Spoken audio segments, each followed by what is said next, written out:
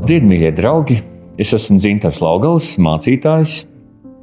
Un šī ir viens no video, kur es stāstu par tādām svarīgākajām lietām cilvēka dzīvē, garīgajā dzīvē. Un šajā reizē būt par gaišu personību. Tā ir viena interesanta lieta, patiesībā, ko mēs citreiz nepadomājam, bet cik labi, ka tu esi vienkārši gaišs cilvēks. Šīs domas man nāca prātā no vienas beletristikas, no viena izklaides romāna, ko es aizrāvos un izlasīju, un tur bija par to, ka pasaulē ir divi veidi cilvēki. Ir tie gaišie un ir tie tumšie.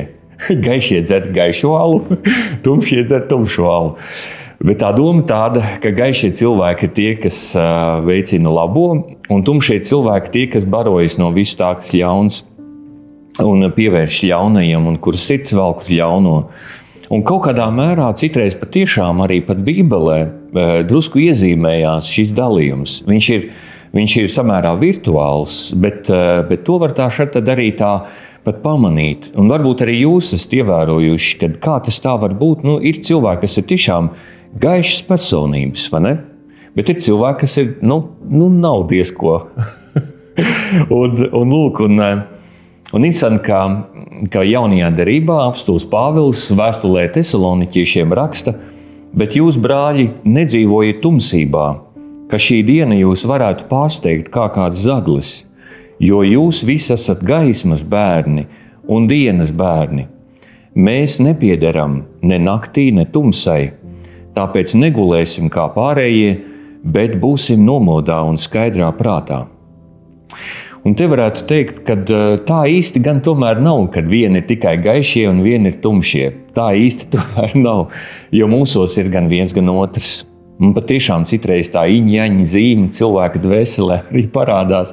Tas gaišais ar to tumšo šeit tad arī cīnās vai mijās. Un ik uz soļa arī cilvēkiem, kas tā kā vai nu apzināti vai neapzināti ir pievērsušies labajam vai gaišajam, ir šis tumsas vilinājums.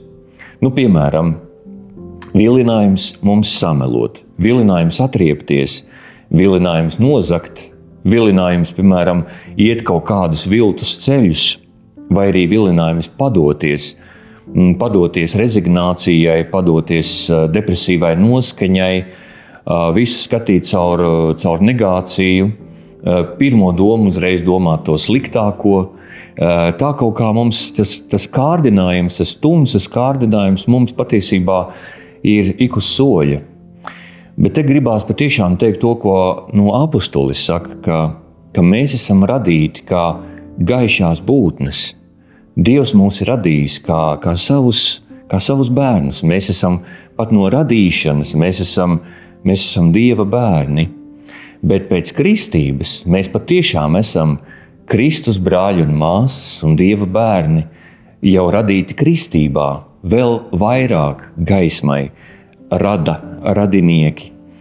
Un es pat varētu teikt tā, ka katru dienu arī mums ir svarīgi, kad mēs sākam dienu, tad mūsu rīta lūkšanās vai kad mēs dzeram rīta kafiju un domājam, kāda būs man šī diena, tad ir svarīgi sevi apņemties, es šajā dienā būšu gaismas pusē, es darīšu labas lietas, es izvēlēšos labo, es šo dienu dzīvošu labi, es pieņemšu labus lēmumus, es veicināšu labo, es priecāšos par labo cilvēkos, pasaulē un sevī, es saskatīšu labo un virzīšos uz labo.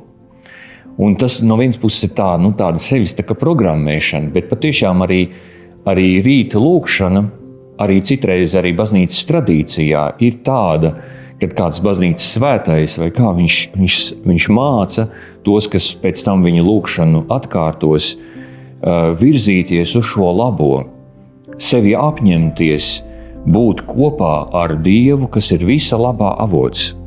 Un tas ir ļoti arī svarīgi, arī mums kā ticīgiem cilvēkiem apzināties, ka nav jau tā, kad es sevī pats kaut kā ģenerēju visu labo, jo visas mīlestības, visa labā, visa gaišā avots ir Dievs. Un tāpēc ir apstulis Pāvils raksta, ka mēs esam gaismas bērni. Tas nenozīmē, ka mēs esam gaisma, bet ka mēs esam šīs gaismas bērni. Tātad kāds mūs ir veidojis kā tādus, kāds mūsos to dod, mūsos tas ienāk, mūsos tas atstarojās, mūsos ir kaut kāda līdzība no tā. Un mēs tam mēģinam sekot, pielīdzināties un būt tajā. Mēs mācāmies būt par tādiem. Viņš ir tas, no kurienes gaisma nāk, un mēs esam tie, kuriem šī gaisma atstarojās. Un līdzīgi kā mēnesis, ko mēs skatāmies, viņš jau pats gaismu nerada. Viņš atstaro. Tā arī mēs esam aicināti būt par tiem, kas atstaro.